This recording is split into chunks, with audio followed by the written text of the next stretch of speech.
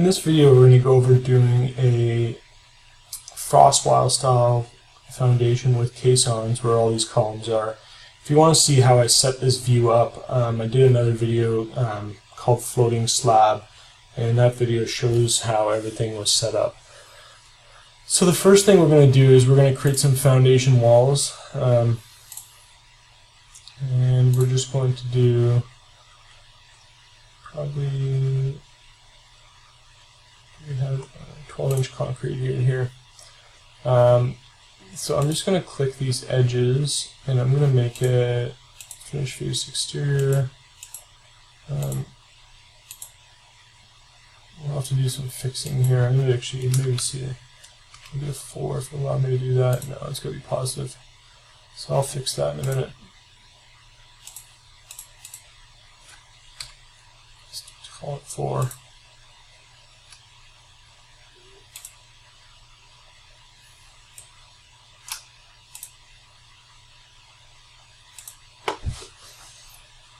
And previously in the last video I actually hid all the walls, so I'm just going to unhide category. And unfortunately what I'm going to do is I'm going to select all these walls here, and I'm going to filter. I'm just going to hide the walls above grade.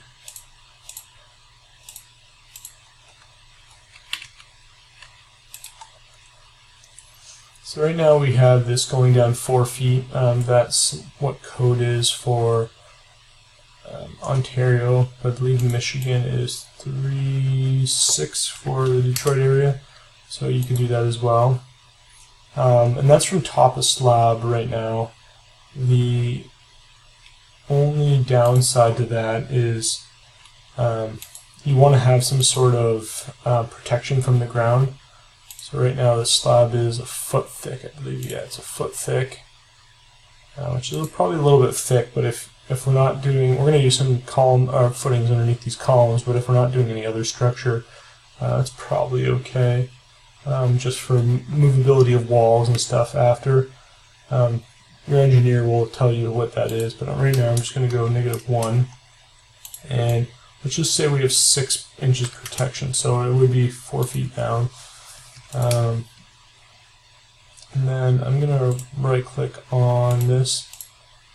Oh, I don't want to do that. Right click on this wall.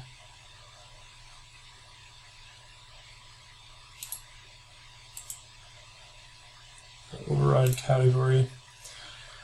Really, we don't want to be seeing the concrete hatch in this view, so I'm going to make this solid fill white.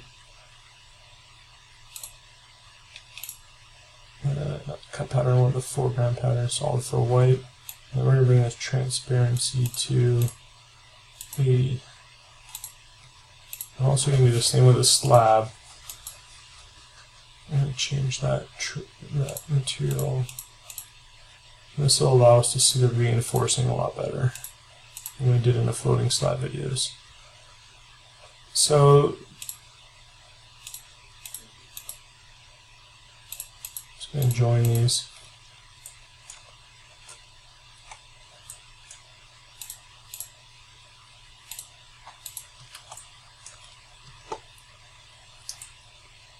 And then wherever there's a column, we want to do some sort of caisson footing, or we could have an even thicker slab. So let's actually, we'll show you a couple different ways to do it. The first way is we'll do caissons. So we'll go to structure, and really we're going to do this the same way, but we're just going to size them a little bit differently. You'll see what I mean in a minute. So we're going to go to this reinforcing section. We're going to go to structural foundations. We're going to go to rectangular, or footing rectangular like that. I don't think we want, that is piles.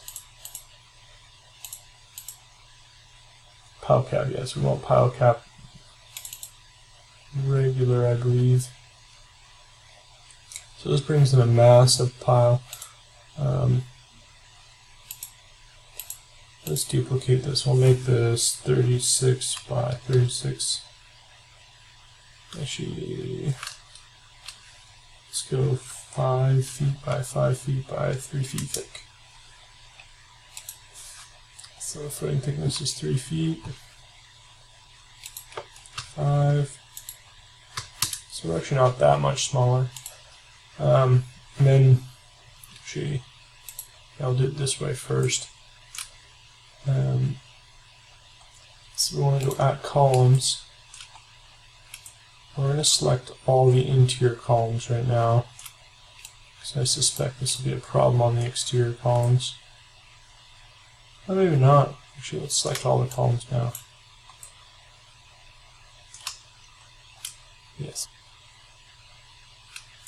So I'm just going to uncheck these ones. These ones look like they're fine right now, but we'll uncheck them for now. The way the student has designed everything, there's actually multiple columns in here. I don't know how Revit's going to treat that, or I think it might just pick one. Yeah, I think that's what it's doing. We'll find out, I guess. So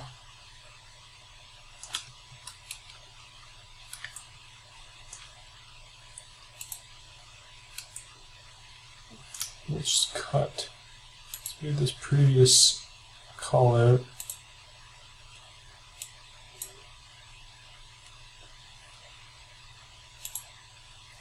Let's create another call out from this section.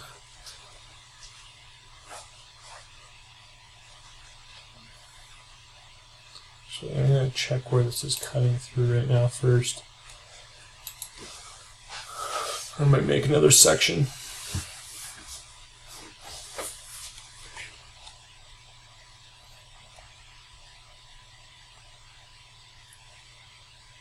I will make another section trying to cut through. I'm going to make it almost right on this grid line.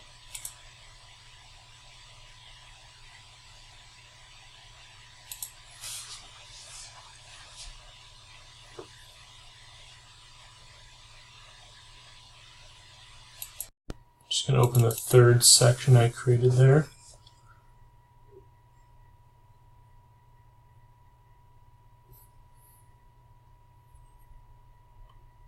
And so we can see how that footing comes down. We'll add a call out there, so we'll go under View, Call Out.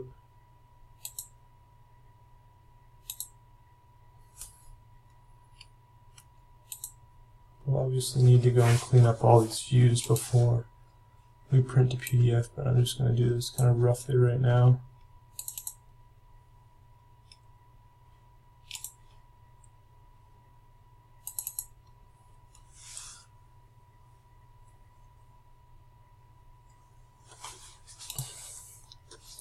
So in a big footing like this, there's I guess a bunch of different ways we do the reinforcing, but I think for now just show a really basic way, and this is kind of generic to most footings. If you had an engineer on the project, they would obviously tell you the best way to do it.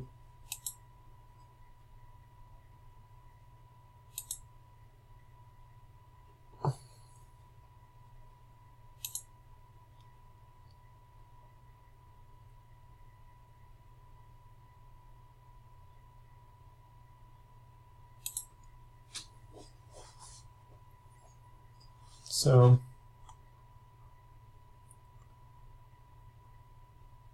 I'll just put one down here.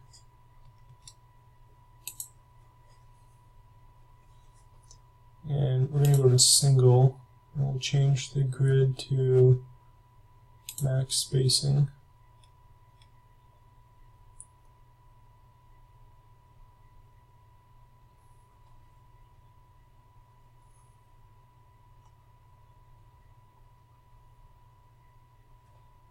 And we'll change that to 8 inches. I'm just going to rotate this.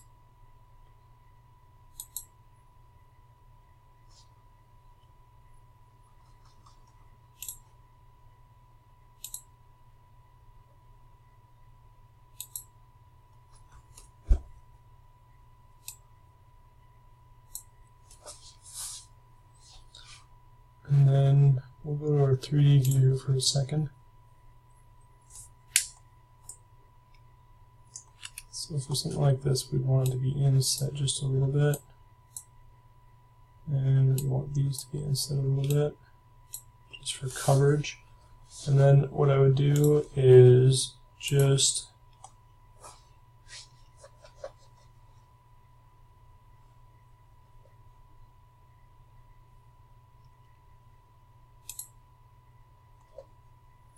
I guess what we'll do is go back to a call out, and we'll do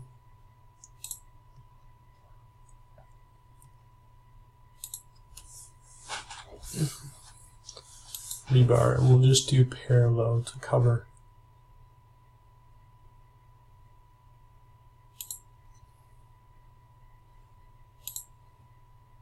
Yeah, like that. So this would be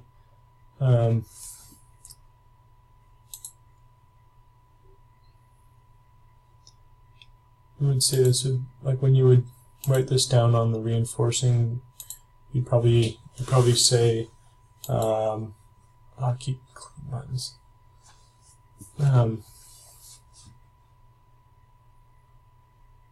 You'd probably say number 10 rebar east-west at 8 inches on center or something like that, and that would denote the rebar placement.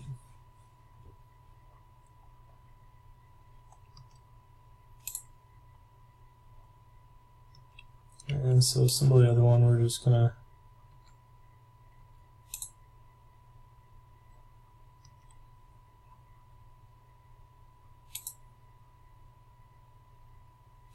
bring this in a little bit from that edge, bring it in a little bit from that edge.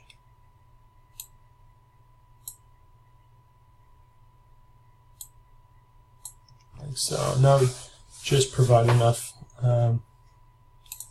strength to keep the footing together. Again, this is like super basic, and if you're doing a footing this deep, you might have hooks on the sides and stuff like that to keep it together. But that's, I guess, one idea. On this edge, we're going to quickly do some pilasters. So to do a pilaster, we're going to actually do it the same way, but I'm going to change the size of this footing, and we'll call this, we'll do 4 feet deep. So we'll do 2 by 2, 2 by 2 by 4. And this is going to be more of like a pilaster style footing.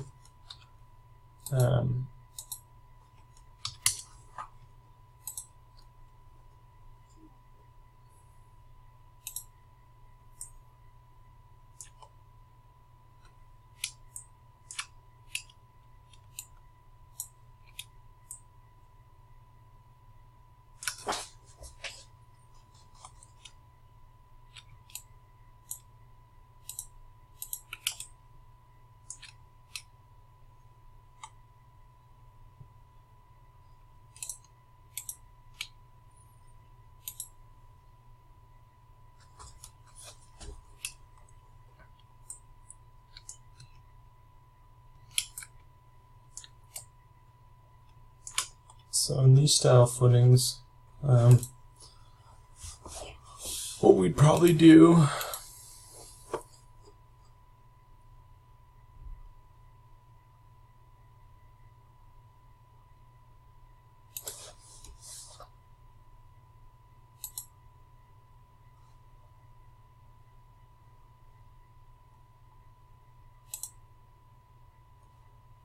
a box.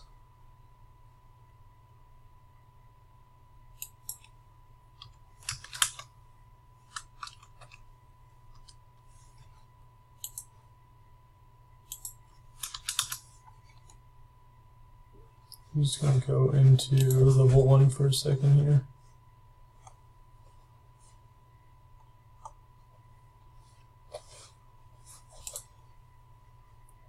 Do it this way first. And we'll go into rebar, parallel to cover, sketch.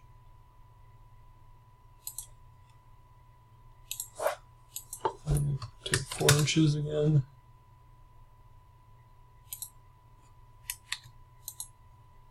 Like that. And you notice that it has one square edge and one round edge. The reason why is it won't be a complete loop. There would be some sort of tie here on this end, so the rebar would extend out each side, and then you'd tie that with some ties.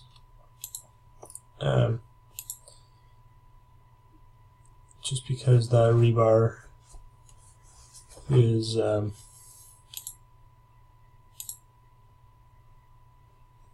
make this 8-inch centers. We'll go back to our floor plan and do some rebar.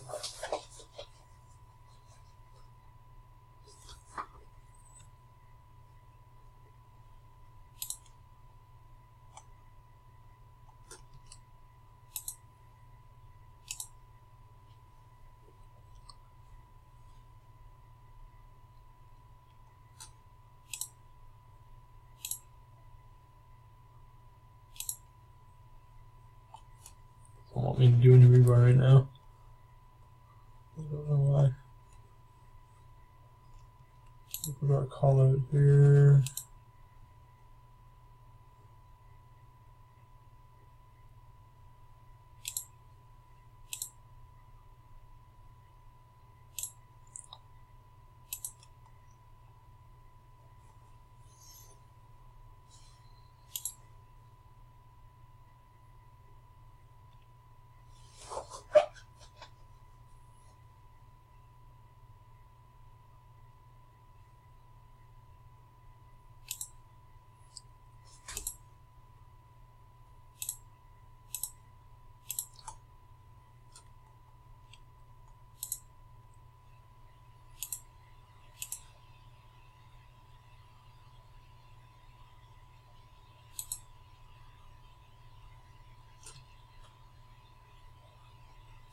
And copy this down to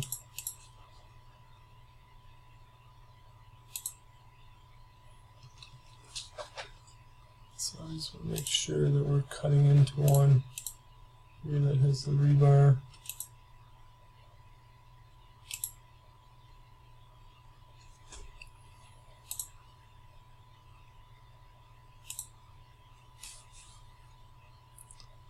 So that should have it. Unless we're seeing the other side. Yeah, I think that's what's going on. Yeah, oh, there we go. Yeah, so okay, so we have this rebar, we want to bring it down. I bring it down to there.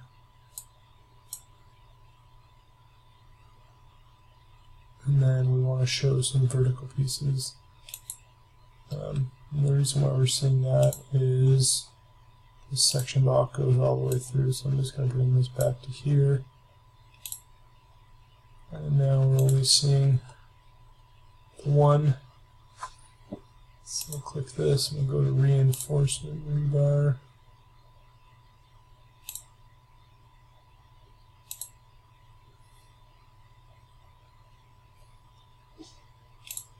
Just go to level 1 here. There it is.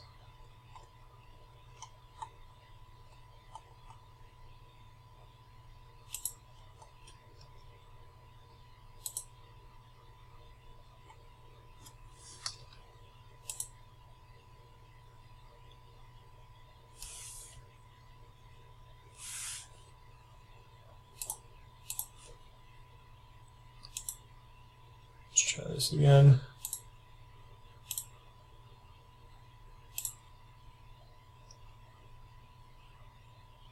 This is there what we want.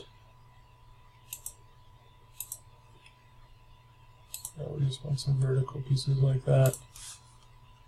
Let's just check this out in 3D. Yeah, there we go. So we just want to move these.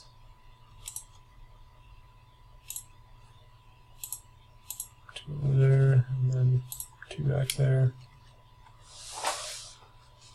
Then you'd want to put a couple on the other side. So that's how you would do that. And then the wall is very similar to that of the slab edge, but we don't need to do, well, I guess we could do a hook but it's very similar to that. So if you want to see how to do that, check out the floating slab detail.